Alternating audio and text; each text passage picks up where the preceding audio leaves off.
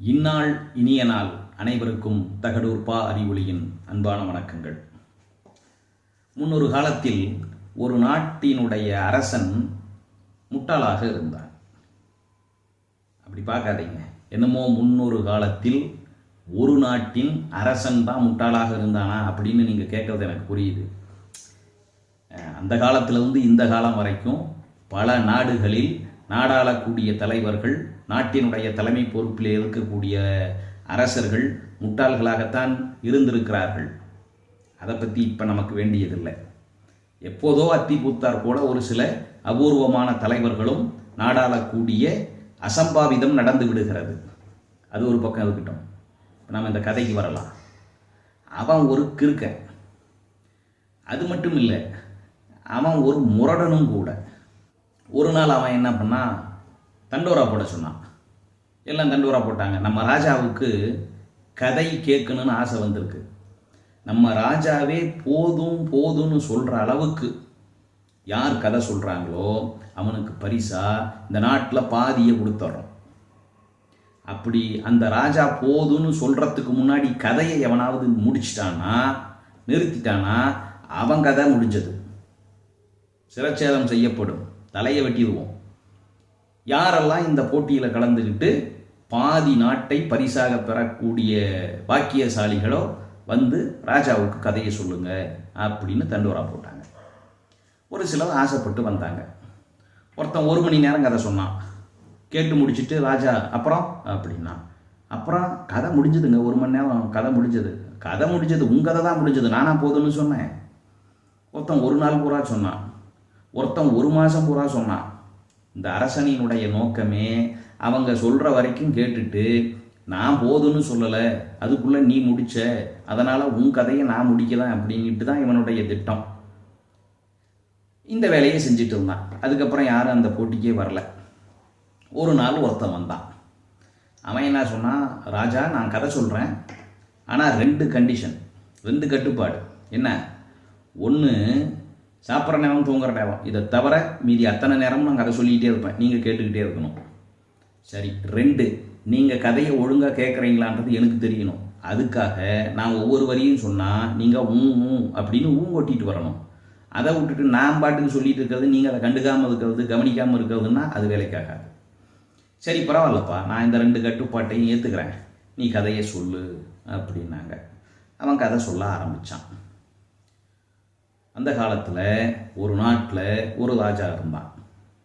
அவன் முரடன், முட்டாள், கிறுக்கன். இப்போ இந்த ராஜாவுக்கு கோவம் வந்துருச்சு. டேய், நீ எதை பற்றி பேசிகிட்டு இருக்க, யாரை பற்றி பேசிகிட்டு இருக்க? கதையை தானே சொல்ல வந்திருக்க? ஆமாங்க, நான் கதையை தான் சொல்லிகிட்டு இருக்கேன். யாரை பற்றி சொல்கிறேன்? நான் கதையில் வர ராஜாவை பற்றி சொல்லிகிட்டு இருக்கேன். ஓ சரி சரி. அது மட்டும் இல்லை, அந்த ராஜா மிக கொடியவன். மக்களை வாட்டி வதக்கி பிழிவதில் அவனுக்கு நிகர் யாரும் இல்லை. வழக்கமாக 6 பங்கு விளைஞ்சா அதில் 1 பங்கு வரியாக வாங்குவாங்க. ஆனால் இந்த ராஜா என்ன பண்ணுவான், 6ல் 5 பங்கு வரியாக வாங்குவான். அந்த அளவுக்கு மக்களை கசக்கி பிழியக்கூடிய ஆள். அவன் என்ன பண்ணா, தன்னுடைய நாட்டில் ஒரு பெரிய தானிய களஞ்சியம் கட்டினான். மலை அளவுக்கு உயரமான ஒரு தானிய களஞ்சியம். இந்த மக்களிடையே வாங்கக்கூடிய தானியங்களில் நெல்லை மட்டும் தனியாக பிரித்து அந்த தானிய களஞ்சியத்தில் சேர்த்தி வைக்க ஆரம்பித்தான். அந்த தானிய களஞ்சியத்தில் மேலே ஒரு சின்ன ஓட்டை இருந்தது. ஒரு நாள் அந்த பக்கமாக சில குருவிகள் போச்சு. அது என்ன பண்ணுது, அந்த ஓட்டையை பார்த்துச்சு. அதில் முதல் குருவி அந்த துவாரத்தின் வழியாக உள்ளே போய் என்ன இருக்குன்னு பார்த்துச்சு. உள்ள முழுக்க தானியம், அதுவும் நெல் மணிகள். இது தன்னுடைய சின்ன அழகால் ஒரு நெல்மணியை கொத்திக்கிட்டு வெளியில் வந்துச்சு. இதை பார்த்துட்டு 2வது குருவி அந்த தானிய களஞ்சியத்துக்குள்ளே போனது. அது போய் ஒரு நெல்மணியை குத்திக்கிட்டு வெளியில் வந்துச்சு. இப்படியே அந்த அன்னைக்கு வந்து அந்த 5-6 குருவிகள் அங்கே போய் தானியத்தை எடுத்துக்கிட்டு வெளியில் வந்ததா. இது போய் தன்னுடைய சொந்தக்காரங்க நண்பர்கள்கிட்டலாம் சொல்லிருச்சு, இந்த மாதிரி அங்கே ஒரு பெரிய தானிய கிடங்கு இருக்குது, அதில் நிறைய நெல்மணிகள் இருக்குது, நம்ம போய் எடுத்துக்கலான்ட்டு. அதுங்க எல்லாம் கூட்டமாக வர ஆரம்பிச்சிருச்சுங்க. அப்படி ஒரு கூட்டம் வந்தது இல்லையா, அந்த கூட்டத்தில் இருக்கிற குருவி அந்த ஓட்டை வழியாக உள்ளே போய் ஒரு நெல்மணி எடுத்துகிட்டு வெளியே வந்துச்சு. அப்புறம் அடுத்த குருவி உள்ளே போய் ஒரு நெல்மணி எடுத்துகிட்டு வந்துச்சு. அப்புறம் அடுத்த குருவி உள்ளே போய் ஒரு நெல்மணி எடுத்துகிட்டு வந்துச்சு. இப்படியே 6 மாதம் சொல்லிகிட்டு இருந்தான். இந்த ராஜாவும் இவனுக்கா தாங்கலை, என்னடா இது இப்படி மாட்டிக்கிட்டமே அப்படின்ட்டு. 6 மாதம் ஆச்சு. அப்புறம் அவன் சொன்னான், ராஜா டேய், நீ சொல்கிற கதையில் கொஞ்சமாவது நியாயம் இருக்கா? அந்த தானிய களஞ்சியத்தில் எத்தனை குருவி தான் உள்ளே போச்சு? எல்லா குருவியும் ஏன் ஒன்றா உள்ளே போச்சுன்னு சொல்ல மாட்டாங்கிற? எப்படிங்க சொல்ல முடியும்?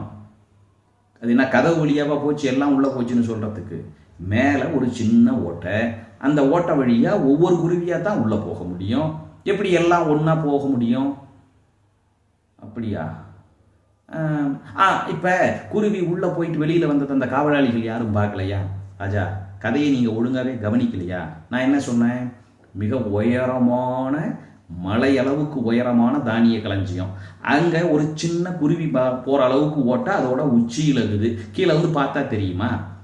அதுவும் இல்லாமல் இந்த குருவி சின்னது, அதோட வாய் சின்னது. அதில் ஒரு நெல்மணி எடுத்துகிட்டு போனால் கீழே இருக்கிற ஆளுங்களுக்கு சந்தேகம் வருமா? சரிடா, எப்போ தாண்டா இந்த குருவி எல்லாம் போய் முடியும்? அது எனக்கு எப்படி தெரியும்? அவ்வளவு குருவிங்க இருக்குது. இந்த குருவிங்க முட்டை வைக்குது, குஞ்சு பொறிக்குது. அந்த குருவிகள் எல்லாமும் இந்த தானியத்தை எடுக்கிறதுக்காக வந்து சேர்ந்துச்சு.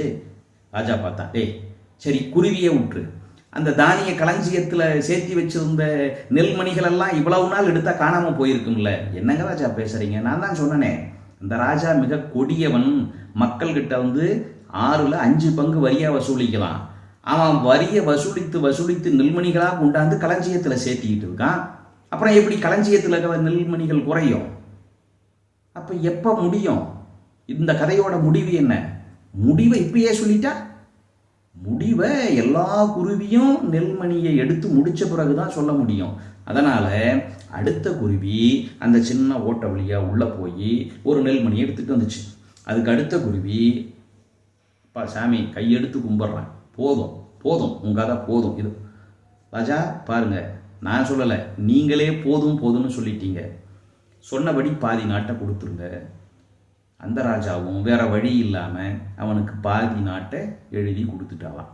இந்த மாதிரி பல கிறுக்கு அரசர்கள் நம்மளையெல்லாம் அந்த காலத்திலிருந்து கொடுமையும் வேதனையும் முட்டாள்தனமும் நிறைஞ்சி அரசாண்டு கொண்டு வந்திருக்கிறார்கள். உலகம் முழுக்க இருக்கக்கூடிய ஒரு பெரிய சிக்கல் இந்த சிக்கல். மிகச்சிறந்த தலைவர்கள், தங்களினுடைய ஆட்சி தலைவர்களாக இருப்பதற்கான வாய்ப்பினை பெற்றவர்கள், தவம் செய்து பேறு பெற்றவர்கள். அப்படிப்பட்டவர்களாக இந்த உலகத்திலே இருக்கக்கூடிய அத்தனை பேரும் வர வேண்டும் என்பதுதான் அனைவருடைய விருப்பமும் வேட்கையும். மீண்டும் சந்திப்போம். நன்றி, வணக்கம்.